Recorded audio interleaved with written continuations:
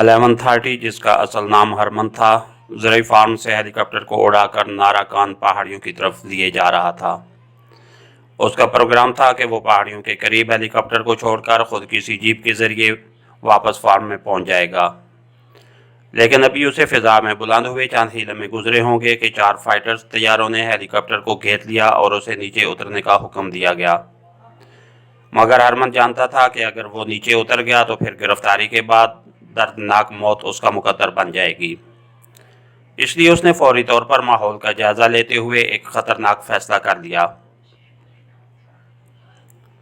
उसे मालूम था कि इस बड़ी चट्टान के पीछे एक कुदरती चश्मा मौजूद है, जिसके साथ कुदरती तौर पर एक छोटी सी झील बन गई है। क्योंकि उसके पास पैराशूट था, इसलिए अब यही झील ही उसे बचा सकती थी। उसने हेलीकॉप्टर की रफ्तार का जायजा लेते हुए फौरी तौर पर हेलीकॉप्टर से नीचे छलांग लगा दी।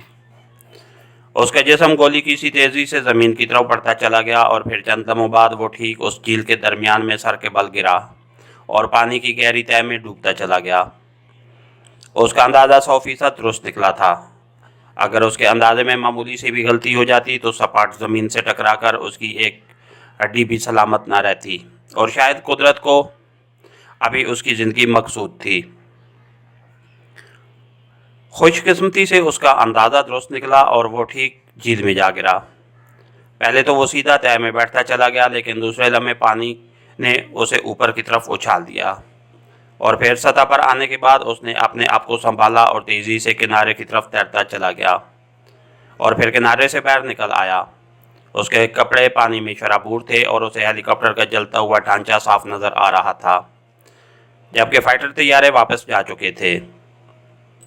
हरमन झील से निकलकर वापस फार्म की तरफ बढ़ने लगा, मगर फिर वो ठठक कर रुक गया, क्योंकि उसे ख्याल आ गया था कि तैयारों के जाने के बाद वहाँ ज़रूर छापा मारा जाएगा और उसके कपड़ों से बहते हुए पानी की लकीर उसकी फ़ौरन ही निशानदेही कर देगी। उसने चंद लम्हे इंतज़ार करने का फ़ैसला किया ताकि टिपता हुआ पानी किसी हद तक कम हो जाए। चुनांचे वो एक चट्टान की ओट में दबक कर बैठ गया। मगर अभी उसे वहां बैठे हुए चंद ही लम्हे गुजरे होंगे कि उसे दूर से जीपों के चलने की मखसूस आवाज़ सुनाई दी और वो चौंक कर खड़ा हो गया।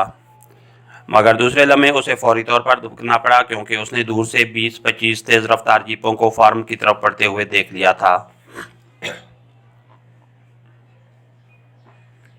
ओह, अब उनके बचने का कोई इम्कान नहीं है, हरमन ने मायूसी से बड़बड़ाते हुए कहा, क्योंकि उसकी तेज़ नज़रों ने नारो सेक्शन की मखसूस जीपों को चेक कर लिया था। यह सेक्शन अपनी सलाहियतों की बिना पर KGP में सबसे टॉप पर समझा जाता था। उनका काम खोज निकालना था और ये ज़मीन की तह में मौजूद मुजरमों को भी बाहर निकाल लाने में माहिर समझा जाता था। उसने चट्टान की आड़ से सूरत हाल का जायज़ा लेना शुरू कर दिया। तमाम जीपों का रुख फार्म की तरफ ही था, इसलिए वो इनकी जिद से महफूज था। उसने सोचा कि उसके मुतालिक यही यकीन कर लिया गया होगा कि वो ज़मीन पर गिरकर हलाक हो चुका है, इसलिए उसकी फौरी तलाश ज़रूरी ना समझी गई होगी। अभी जीपें फार्म से काफ़ी दूर थीं कि हरमन अचानक चौंक पड़ा। उसने फार्म से इमरान और उसके साथियों को खरगोशों की तरह बाहर निकलते और कस्बे की इमारत की तरफ इंतहाई तेज़ रफ्तारी से भागते देख लिया। वो समझ गया कि उन्हें भी जीपों की आमद की इत्तला मिल चुकी है, लेकिन उसे मालूम था कि नारो सेक्शन के माहिरीन से ये छुप नहीं सकते। वो उन्हें हर कीमत पर ढूंढ निकालेंगे। क्योंकि वो काफ़ी बुलंदी पर था, इसलिए इमरान और उसके साथी उसे भागते हुए साफ दिखाई दे रहे थे। वो बड़े मोहतात अंदाज में दरख्तों की आड़ लेकर भाग रहे थे। उनके साथ कैदी मौजूद न थे, इसलिए वो समझ गया कि उन्हें फार्म में ही छोड़ दिया गया है, जिंदा या मुर्दा किसी भी हालत में। और फिर हरमन ने देखा कि इमरान और उसके साथी करीब तरीन इमारत की चार दीवारी फलांग कर अंदर दाखिल हो गए और हरमन के लबों पर एक तंजिया सी मुस्कुराहट उभर आई।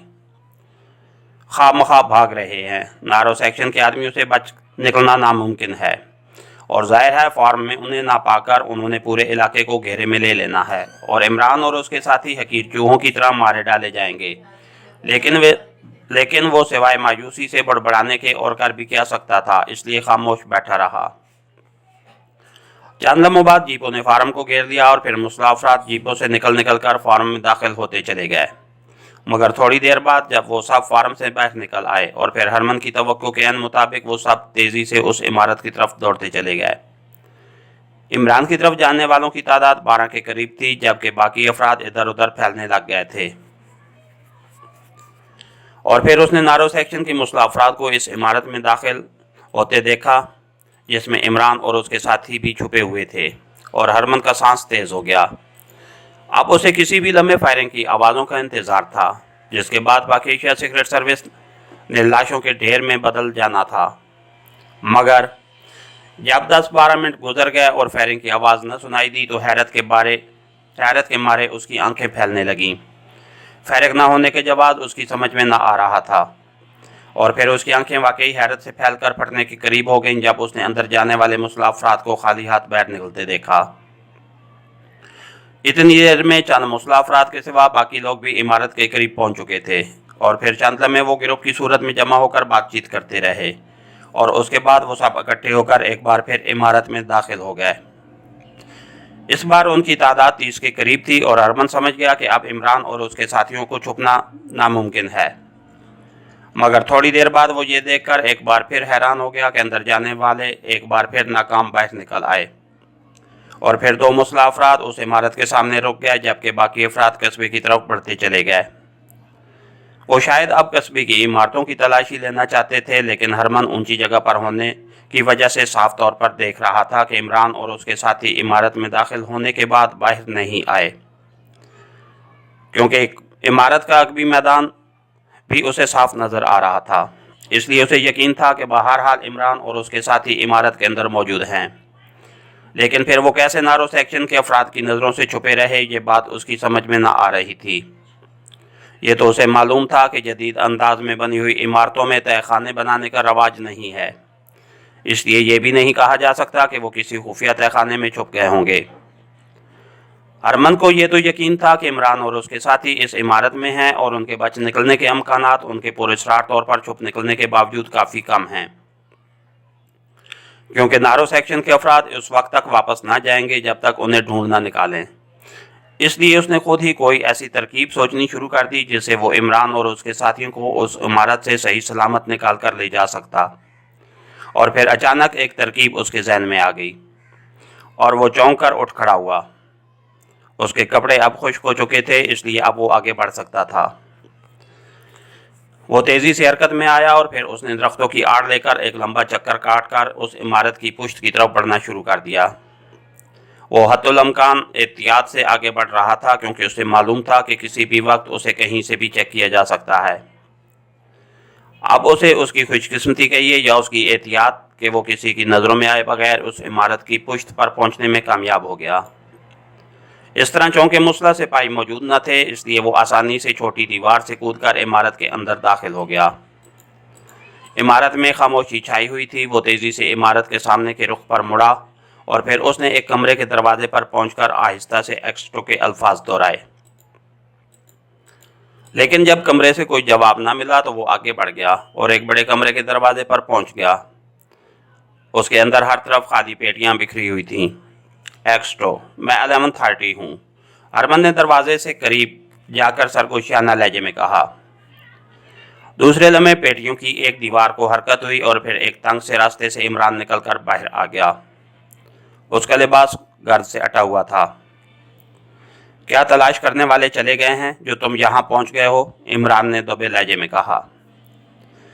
वो यहाँ से नाकाम होकर कस्बे की तरफ गए हैं। सिर्फ सामने के रुख पर 2 मुस्लिम अफराद मौजूद हैं। मैं अकबी सिमत से आया हूँ, हरमन ने अंदर दाखिल होते हुए कहा। ओह, इसका मतलब है कि यहाँ से निकलने का मौका अच्छा है, इमरान ने तेज़ लहजे में कहा और दूसरे लम्हे उसने अपने साथियों को बाहर निकलने के लिए कहा। और फिर चंद ही लम्हों बाद वो सब पेटियों के पीछे से निकलकर बाहर आ गए। मगर आप लोग उनकी नज़रों से छुपे कैसे? हरमन ने हैरत भरे लहजे में पूछा। हमारे पास सुलेमानी टोपियां हैं, इमरान ने बुरा सा मुंह बनाते हुए कहा और फिर वो दरवाजे से बाहर निकलता चला गया। जाहिर है इमरान के पास इतना वक्त तो न था कि वो सारी बात बताता। मेरे पीछे आइए, हरमन ने कहा और फिर वो उन्हें अपने पीछे लिए इमारत की अगबी सिमत में आ गया और थोड़ी देर बाद वो सब छोटी दीवार फलांग कर इमारत से बाहर निकल आए। उसी लम्हे उन्हें एक हेलीकॉप्टर की आवाज़ सुनाई दी और वो सब तेज़ी से दीवार के साथ सिमटते चले गए। बड़ा सा मखसूस साख्त का ये हेलीकॉप्टर इमारत के ऊपर से होता हुआ कस्बे की तरफ बढ़ा और फिर कस्बे के ऊपर चक्कर लगाकर वो मुड़ा और फिर इमारत की अकबी सिमत के मैदान में उतरता चला गया। हेलीकॉप्टर को नीचे उतरते देखकर हर तरफ से कदमों की तेज़ आवाज़ें उसी तरफ बढ़ती सुनाई दी और इमरान और उसके साथी बड़ी बेबसी के आलम में दीवार के साथ चिमटे खड़े रह गए। अब उनके लिए छुपना हर लिहाज से नामुमकिन हो चुका था, वो खुद ही जाल में फंस चुके थे। इसके साथ ही हमारी आज के एपिसोड का इख्तिताम हुआ। कहानीकार चैनल को लाइक कीजिए, सब्सक्राइब कीजिए और बेल आइकन को प्रेस कर दीजिए ताकि हर आने वाली नई वीडियो आप तक बर वक्त पहुँच सके। शुक्रिया।